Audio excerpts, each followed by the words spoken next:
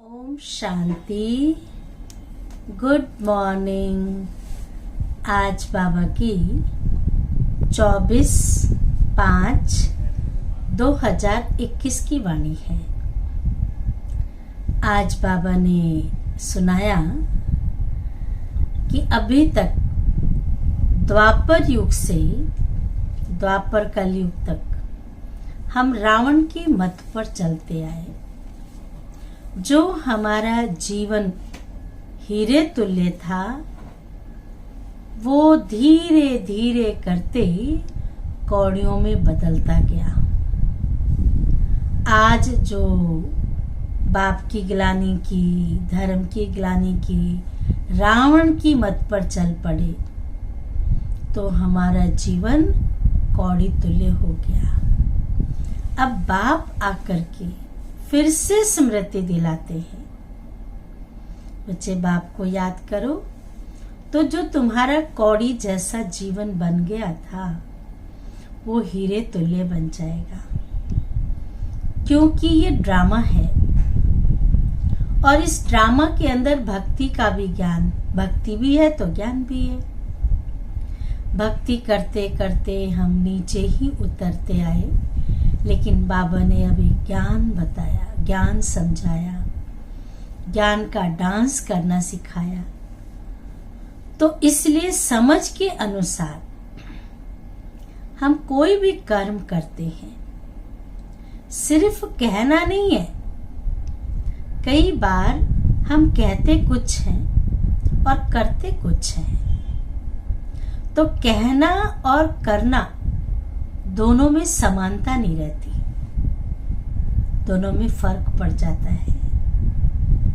तो जो कहते हैं, योगी का मतलब ही यह है कि जो कहना वही करना,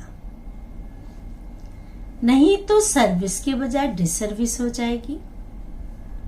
हमने बहुत किया, बहुत सेवा किया, लेकिन कुछ ऐसी एक्टिविटी कर दी तो सारी किया धरा खत्म हो जाता है। जिस प्रकार से अमृत में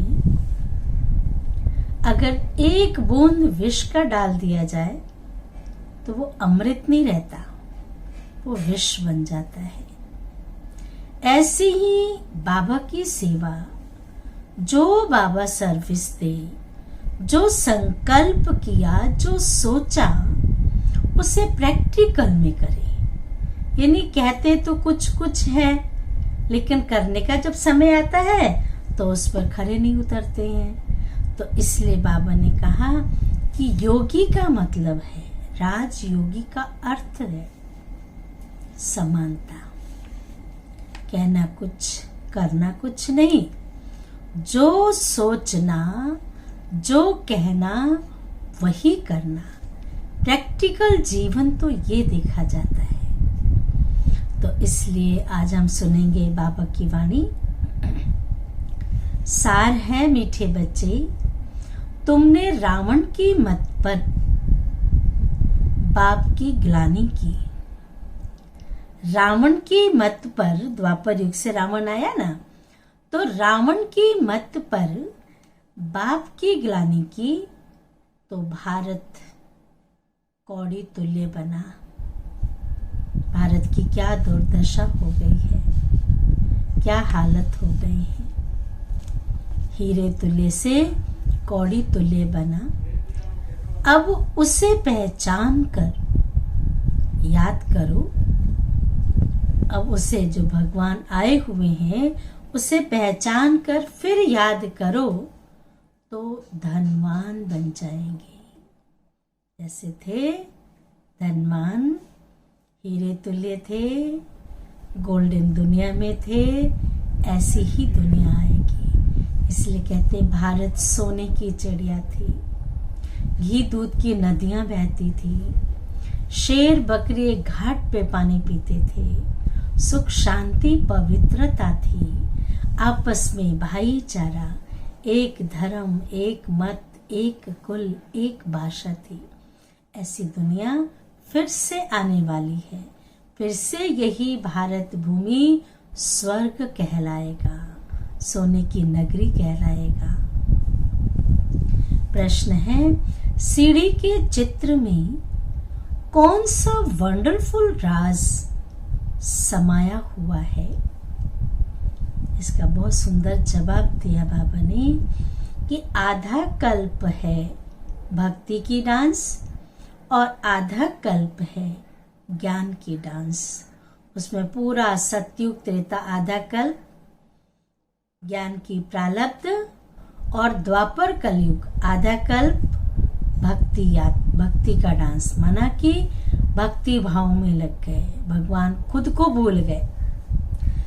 जब भक्ति की डांस होती है तो ज्ञान की नहीं, और जब ज्ञान की होती है तो भक्ति की नहीं होती। सतयुग त्रेता में भक्ति नहीं है और द्वापर कलयुग में सत्य ज्ञान की पहचान नहीं है, न खुद की न खुदा की। आधा कल्प रावण की प्रारब्ध चलती है और आधा कल्प तुम बच्चे प्रारब्ध भोगते हो। सतयुग त्रेता में जो संगम युग पर ज्ञान सुनाया पुरुषार्थ किया, उसकी प्रारब्ध सतयुग और त्रेता में भोगते हो। और उसके बाद जब द्वापर कलयुग आता है रावण की राज्य में, तो फिर वो जो भक्ति की जो ज्ञान की प्रारब्ध थी वो तो भूल जाते हैं, तो रावण की प्रारब्ध चलती है, रावण का राज्य चलता है। यह गुह्य राज सीढ़ी के चित्र में समझाया हुआ है। बाबा ने कहा भक्ति और ज्ञान आधा कल्प रावण की प्रारब्ध चलती और आधा कल्प तुम बच्चे प्रारब्ध भोगते हो। यह गुह्य राज सीढ़ी के चित्र में समाया हुआ है। गीत है ओम नमः शिवाय। आगे की लाइन आती है, पितुमात सहायक स्वामी सखा, तुम ही सबके रखवाले हो। अभी हम धारणा की पॉइंट सुनेंगे। धारणा के लिए मुख्य सार, पहला है पुरुषार्थ कर संपूर्ण गुणवान बनना है।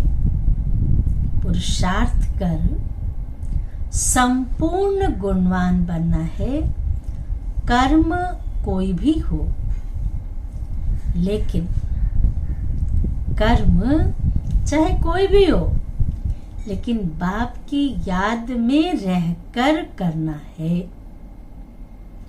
कर्म छोटा बड़ा नहीं होता है, चाहे खाना बनाने का हो, बर्तन साफ करने का हो, सफाई का हो, भाषण का हो, कर्म कोई भी हो, लेकिन जिस कर्म में बाबा की याद है, बाबा की याद समाई हुई है, उस याद में रहकर करना है और कोई भी विकर्म नहीं करना है। 2-3 बातें हुई। संपूर्ण बनना है पुरुषार्थ करके, दूसरा कोई भी कर्म में बाबा की याद में रहना है, और तीसरा कोई भी विकर्म नहीं करना है। अब दूसरी पॉइंट है, यह पुराना कपड़ा अर्थात शरीर जर्जरी भूत है, इससे ममत्व निकाल देना है। जो चीज खत्म होने वाली है उसे क्या याद करना। पर हाँ, ये शरीर बहुत वैल्यूबल है, ये शरीर ठीक है, तो आत्मा इस शरीर के द्वारा ही परमात्मा को याद करती है। लेकिन ये भी ध्यान रखना है कि इसमें फंसना नहीं है, न्यारा और प्यारा रहना है। ये शरीर का थैंक्स करो कि ये शरीर के द्वारा ही हम आत्मा परमात्मा को याद करती हैं, लेकिन इसमें मोह नहीं रखना है, इससे ममत्व निकाल देना है। आत्मा को सतो प्रधान बनाने का पूरा पूरा पुरुषार्थ करना है।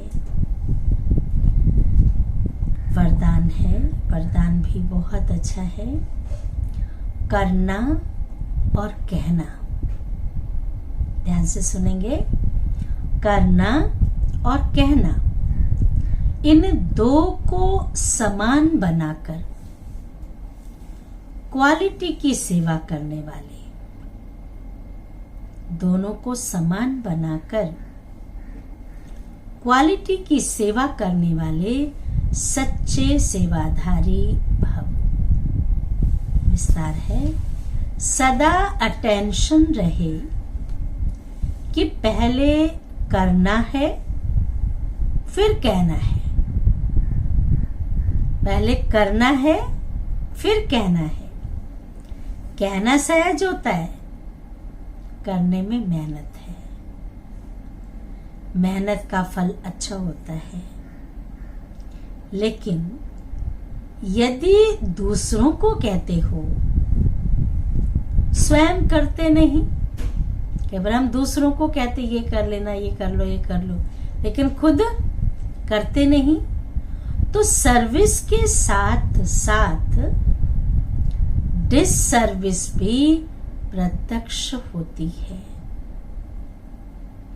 खुद करते नहीं है, कहते हैं तो सर्विस नहीं होती, पर सर्विस के साथ साथ डिससर्विस होती है। जैसे अमृत के बीच विष की एक बूंद भी पड़ने से सारा अमृत विष बन जाता है।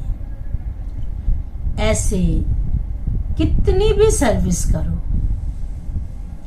लेकिन एक छोटी सी गलती, बहुत सर्विस किया, लेकिन एक छोटी सी गलती सर्विस को समाप्त कर देती है।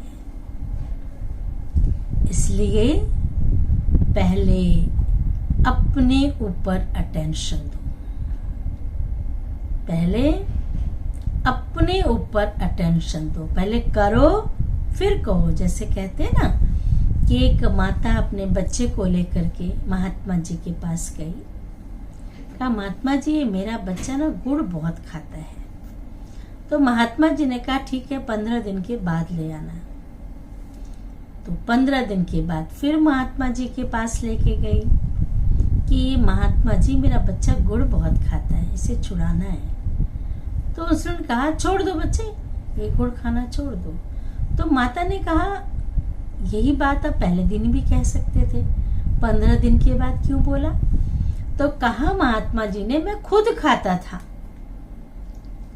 और मैंने छोड़ के देखा कि हाँ मैं गुड़ छोड़ सकता हूं, तो ये बच्चा भी छोड़ सकता है।